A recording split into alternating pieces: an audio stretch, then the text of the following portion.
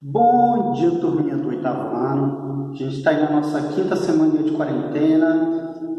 Se Deus quiser, você vai passar logo. Vamos orar aí, vamos todo dia fazer preces ao nosso Deus para isso passar logo, né? Porque vocês têm que voltar para a escola. Então, vamos orar para que isso passe logo aí, para que a gente possa voltar à nossa rotina, ao qual a gente estava acostumado, a aulas presenciais aqui, aquele calor humano aqui, a turma toda aqui, era bem legal, bem melhor do que aulas online. Mas isso não quer dizer que vocês devam deixar de assistir às aulas online. E eu sei que tem muitos de vocês que não estão assistindo às aulas, entenderam? Por algumas perguntas que vocês me fazem. Eu não vou dizer qual é, porque eu sei que senão vocês vão dar um jeito de salvar isso e ainda continuar sem assistir. Então, por favor, assistam às aulas, ok? E assistam acompanhando no livro, por favor, tá bom? Então vamos lá, galera. A gente vai falar da riqueza e da pobreza no mundo. E aí a gente fica assim, professor, mas riqueza e pobreza, como assim? Isso tem em todo canto. E é justamente por isso que a gente precisa estudar sobre essas diferenças socioeconômicas no mundo, para que a gente entenda o que está acontecendo com o nosso país, o que está acontecendo com o país vizinho, o que está acontecendo no mundo. E por que sempre tem essa briga da bolsa de valores, sempre tem essas questões econômicas que pesam bastante, que a gente sempre está ouvindo falar aí nos jornais, nos meios de comunicações e até nas provinhas de vocês, ok? Vamos lá. Galerinha,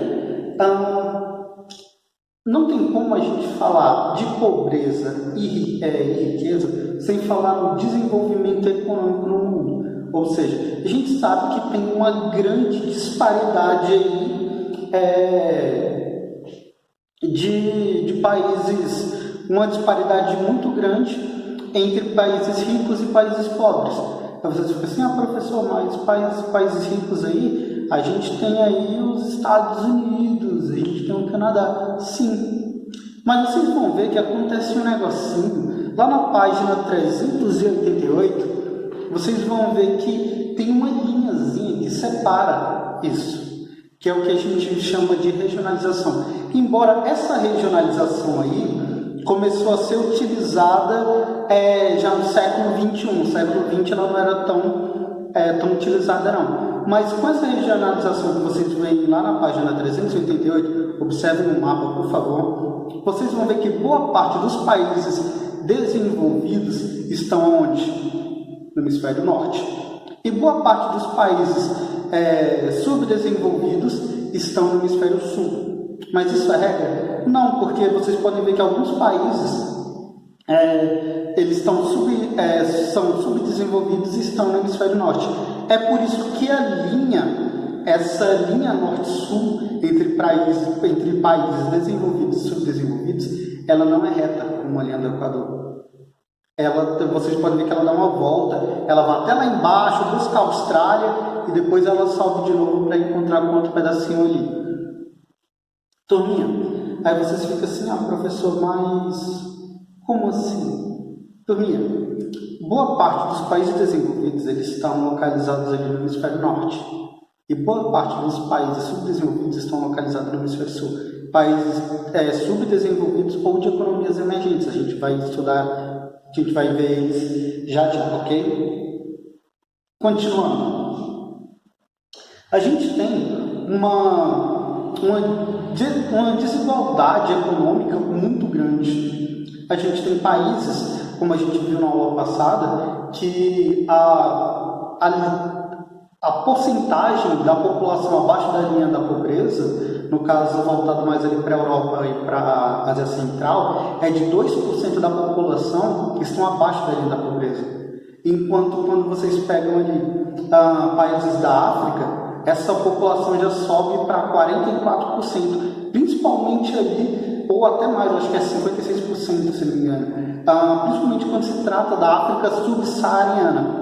Quando se trata de África subsaariana, a gente está falando ali, pegando o deserto do Saara como linha e abaixo dele, ok? É por isso que fala subsaariana. mas não é uma linha que separa uma linha geográfica em si, é só uma regionalização, ok? Tanto que tem a África Setentrional e a África Subsaariana. Geralmente a África Subsaariana é onde está localizado boa parte dos países mais pobres do mundo. Vocês podem até observar aí na página 388, por essa escalazinha aí, vocês veem que tem países vermelhos aí que são o quê? Países desenvolvidos. Então você encontra aí Estados Unidos, Canadá, Austrália e boa parte dos países da Europa.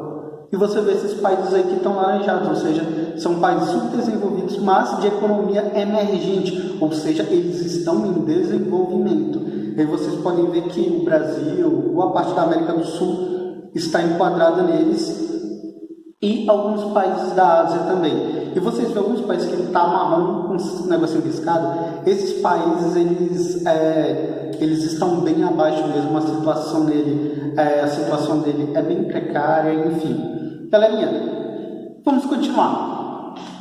Falar de países desenvolvidos agora.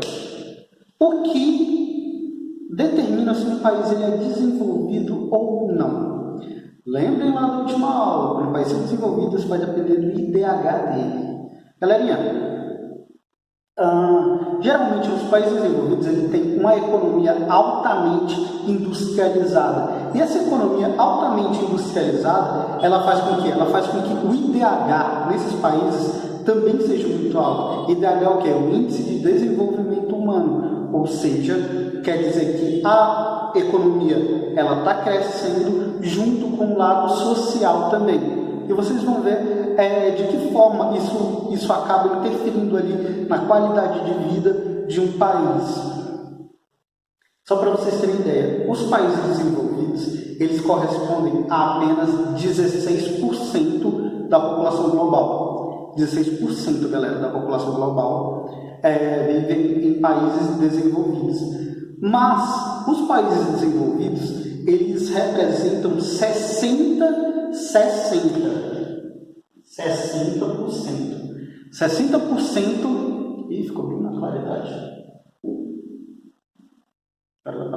60% aí da riqueza produzida em todo o mundo. Só para vocês terem ideia, mais da metade da riqueza produzida no mundo é produzida pelos países desenvolvidos.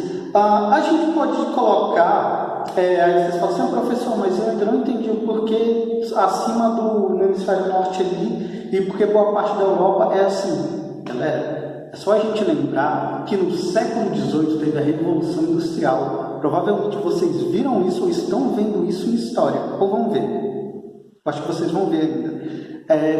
Teve a Revolução Industrial lá no século XVIII, que aconteceu antes na Inglaterra e foi se espalhando para os outros países, ou seja, o avanço da indústria. É por isso que esses países, eles tiveram um acúmulo de capital muito grande e conseguiram se desenvolver mais rápido que os outros, ok? Aí vocês vão ver a diferença quando a gente chegar bem aqui, ó, do porquê teve uma diferença muito grande. Mas, continuando. Ou seja, geralmente os países desenvolvidos, eles tiveram uma industrialização já secular, desde lá do século XVIII, eles foram pioneiros aí na Revolução Industrial. Isso fez com que eles tivessem um acúmulo de capital muito grande. Esse acúmulo de capital secular ajudou com que a população também se desenvolvesse, ou seja, tivesse uma infraestrutura, tivesse investimentos ali em todas as áreas, para que tanto economicamente quanto socialmente a população crescesse, ok? Turminha, a gente tem aí países que, como o Japão e Singapura, são países que eles foram modernizados. Então, eles são países considerados desenvolvidos, mas eles só conseguiram isso depois do século XX, já no século XX. Ou seja, eles tiveram uma industrialização aí tardia, para vocês terem ideia. Geralmente, nesses países desenvolvidos, a gente encontra bastante polos industriais. E é esses polos industriais que eles ajudam aí no caso, a população, né? No caso, a população não ajuda o país a se desenvolver. Por quê, professor? Porque eles têm algo chamado protecionismo, ok? ou como diz, tem um nomezinho, são leis voltadas a, tipo, a palavra me fugiu aqui, eu tive que represar, protecionistas, ou seja, ele tem leis protecionistas, geralmente esses países desenvolvidos. E o que é essas leis protecionistas? Essas são formas ali, são leis, são incentivos fiscais onde valorizam o seu produto interno. Ou seja, eles dão mais valor à exportação do que à importação. Ou seja, eles tentam vender mais do que comprar mais.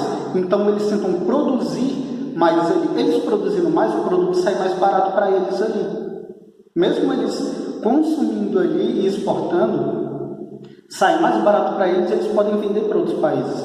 E isso faz com que? Isso faz com que as indústrias ali elas consigam se desenvolver ainda mais, porque eles estão comprando pouco. Isso faz com que o PIB do país aumente, ou seja, o produto interno bruto acabe aumentando. Outro fator que faz com que esses países eles fiquem desenvolvidos é a renda per capita. Lembra lá na última aula que a gente falou de renda per capita, que é o PIB de um país dividido pela sua população? Pois é. O que acontece? Geralmente nos países desenvolvidos tem uma das maiores rendas per capita aí do planeta. Ou seja, tem uma distribuição de renda mais igualitária. Professor, mas tem desigualdade? Claro que tem, isso tem em todo mundo, mas em níveis menores, perdão. Isso faz com que esses países tenham uma elevada renda per capita, as pessoas elas têm uma qualidade maior de vida, elas acabam investindo mais em trabalho, em estudos e tudo mais. Isso faz com que a mão de obra de lá seja qualificada. E se a mão de obra for qualificada, provavelmente eles vão ganhar mais também.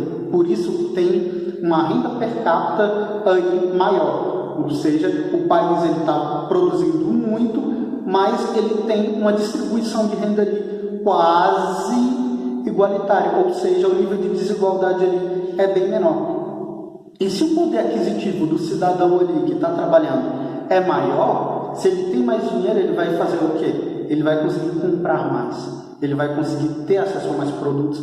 Isso faz com que fortaleça a economia do país dele. Ou seja, acaba se tornando um ciclo aí. Mas no caso é um ciclo bom. Por quê? Porque ele está ganhando bastante dinheiro ali com aquilo que ele está trabalhando. Ele gasta esse dinheiro no próprio país ali. Ele está comprando os produtos que o seu país produz. Por quê? Porque geralmente são produtos de qualidade. Eles têm uma mão de obra qualificada. Eles têm um sistema de produção qualificado, já que a sua indústria é secular, então tem uma qualidade maior e eles acabam comprando produtos de qualidade ali por um baixo preço. Entendem? É por isso que geralmente tem aquele negócio, o produto importado é melhor. Na verdade, isso é uma visão estereotipada, mas tem o seu fundinho de verdade aí, ok? E lógico, isso tem reflexos. Tem reflexo nesses investimentos, como por exemplo, nos países desenvolvidos, geralmente a infraestrutura ela é melhor. A infraestrutura das cidades, eles têm o quê? Serviços de qualidade. Então, eles têm acesso à saúde de qualidade, educação de qualidade, transporte de qualidade. Professor, mas isso pode gerar algum problema? Talvez. Aí a gente tem o caso do Japão e de outros países que eles enfrentam o envelhecimento da população. Porque a saúde está melhorando, as pessoas estão vivendo mais. Mas isso aí é outra história. E não se engane, não pense que na Europa essa qualidade de vida ela vem de graça. Lá, os impostos são altos. Diferente do Brasil, que a gente tem altos impostos e não tem serviços de qualidade, na Europa os impostos são muito altos, mas em compensação você tem um retorno maior ali. Entendem? Essa é a diferença. Isso faz com que o país ele acabe ficando desenvolvido. Não é os impostos que fazem um país ser subdesenvolvido, não. É a forma como os impostos são aplicados. Lá tem um retorno. Então o país ele acaba se desenvolvendo, as pessoas acabam vivendo mais. Aí vocês falam assim, professor, mas a Itália, ela passou pela crise do coronavírus e passou foi um dos piores países. Galera, o coronavírus, o Covid-19, ele tem uma taxa de letalidade muito grande para a população idosa, ou seja, para aquela população que tem a saúde um pouco mais fraca. No caso, a população idosa, a maioria da população idosa. E lá, o IDH é tão alto que as pessoas estão vivendo mais lá. Isso fez com que boa parte da população lá fosse idosa. É por isso que a quantidade de mortos lá na Itália foi muito grande. Entendem agora? Turminha, continuando. A gente vai falar agora de países subdesenvolvidos. Galerinha, quando a gente trata aí de países subdesenvolvidos, a gente está falando aí de países onde tem um baixo desenvolvimento industrial. Não tem uma indústria tão evoluída assim como nos países desenvolvidos. Isso faz com que não tenha uma renda per capita muito alta, ou seja, tem uma má distribuição de renda. Tanto que vocês podem observar nessa tabelinha aí da página 392, como a renda per capita ela é bem baixa, ou seja, tem uma grande população para uma pequena quantidade de renda, ou uma má distribuição de renda, vocês vão ver isso. Turminha, geralmente, devido a isso, tem um IDH baixo, ou seja, tem um índice de desenvolvimento humano abaixo do desejável. Por quê? Porque não tem uma infraestrutura adequada, não tem escolas de qualidade, não tem hospitais de qualidade, não tem uma saúde de qualidade, não tem segurança de qualidade. Isso faz com que acabe tendo reflexos no IDH, ou seja, é considerado países subdesenvolvidos. Mas, entre eles, tem alguns países que se destacam. E esses países que se destacam, eles recebem o nome de países em desenvolvimento ou de economias emergentes, como a gente tem aí o caso do Brasil, da Argentina, da China, entre outros, ok? Que são países o quê? São países que eles tiveram a sua economia aí, que ainda está se desenvolvendo. Espero que um dia a gente consiga chegar a um nível aí, mas para isso a gente precisa ter uma reforma política, porque, como vocês sabem, o problema do Brasil não é a economia em si, é a política daqui. Enfim, mas se Deus quiser, um dia tudo isso melhora. Então, as raízes do subdesenvolvimento. Galera, geralmente todo esse subdesenvolvimento, esses países tem uma causa, e essa causa está bem lá atrás, quando a gente volta lá para o século XVI, lá para as expansões marítimas. Ah, professor, como assim? Por algo chamado dite colonial, ou seja, os países eles estavam procurando colônias. Então, por exemplo, na Europa, os portugueses vieram colonizar o Brasil. Boa parte das riquezas que era produzida aqui não era investida aqui no Brasil, voltava para a metrópole, no caso para Portugal. Então, o que aconteceu com Portugal? Portugal se desenvolveu, ou seja, os países da Europa se desenvolveram. Espanha, Portugal, Inglaterra, Alemanha, entre outros, se desenvolveram justamente por causa o que ajudou eles a se desenvolver foi esse modelo de colonização, foi esse modelo do dite colonial, ou seja, eles tinham colônias onde eles conseguiam extrair bastante matéria, seja ouro, prata ou temperos e tudo mais. Quando chegava lá, tinha um acúmulo de capital que ajudou no século XVIII a se desenvolver a indústria desses países, ok? Aí, turminha, aí vocês falam assim, professor, mas mesmo assim esses países, depois eles tiveram sua independência. Sim, mas a sua independência foi tardia. Lembre-se, o Brasil ele foi colonizado lá por volta de 1500. Quando foi que o Brasil conseguiu, lá no século XVI, quando foi que o Brasil conseguiu a sua independência? Século XIX. E muitos outros países, tanto aqui da América quanto do mundo, só conseguiu a sua independência no século XIX, alguns até no século XX, ou seja, teve uma independência tardia. Antes disso, eles dependiam totalmente das suas metrópoles, que geralmente eram países europeus, ou seja, tudo que era produzido ou extraído dali voltava para onde? Ia para a Europa, não era desenvolvido ali. Isso fez com que esses países eles começassem a se desenvolver muito depois. E até nesse ponto, acabou tendo alguns problemas, porque a população já tinha crescido ali, porque era uma colônia ali de exportação, de extração e tudo mais, não era uma colônia de povoamento. Mas o que acontece? Geralmente, lembrando, tem essa diferença da colônia de povoamento para a colônia de extração. Os Estados Unidos era uma colônia, tinha colônia de povoamento e colônia de extração. Por isso, os Estados Unidos é um país forte economicamente. O Brasil era colônia de extração, não era de povoamento. Por isso, o Brasil tem uma economia um pouquinho mais fraca. É isso boa parte dos países da América do Sul. E o que acontece, galera? Os países já tinham uma população quando eles ficaram independentes. Mas e agora? Como é que eles vão se virar? Pois é, o que é produzido aqui, eles podem vender e aí, como se diz, eles têm um desenvolvimento. Mas existe algo chamado dívida externa. Aí onde entra o Banco Mundial ou o Fundo Monetário Internacional, que é quando esses países, agora eles estão se virando sozinhos. É a mesma coisa de você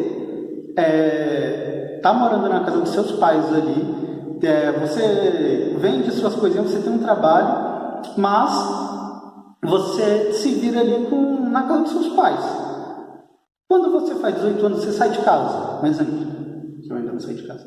Você sai de casa e agora aquilo, você não tem mais a ajuda dos seus pais ali para se manter. Você vai ter que se manter apenas com o seu dinheiro. Ou seja, você vai ter que trabalhar, vai ter que fazer muita coisa. Nem sempre, às vezes, você vai conseguir ter um desenvolvimento ali, você vai conseguir ficar bem de vida. Às vezes você vai acabar pedindo dinheiro emprestado aqui, acolá, para conseguir pagar umas dívidas, para conseguir fazer algumas coisinhas. É isso que aconteceu com os países que conseguiram a sua independência tardia. Eles acabaram pedindo dinheiro emprestado aí para conseguir se desenvolver, para conseguir investir na indústria ali, ok? E muitos deles, eles conseguiram aí um desenvolvimento maior, mas ainda são países considerados ou em desenvolvimento ou de economias emergentes. Turminha, boa parte dos países subdesenvolvidos, eles estão localizados em 2 continentes, principalmente a África e na Ásia. Mas quando a gente trata da Ásia, a gente está falando ali mais do sul da Ásia. Geralmente está mais voltado ali para o sul da Ásia, esses países aí subdesenvolvidos, ok? Turminha, vamos lá para a página... outro ponto que eu ia falar para vocês, que era justamente essa diferença aí na distribuição de renda, ou seja, na renda per capita. Olha lá na página 392 o tamanho do PIB do Brasil em 2016. Vocês podem olhar que ele está somente atrás da Índia. O PIB é muito grande. Isso é porque está em milhões de dólares. Agora, observa, quando se trata de renda per capita, ou seja, esse PIB dividido pela população, cai bastante. Ou seja, você vê que tem uma disparidade muito grande.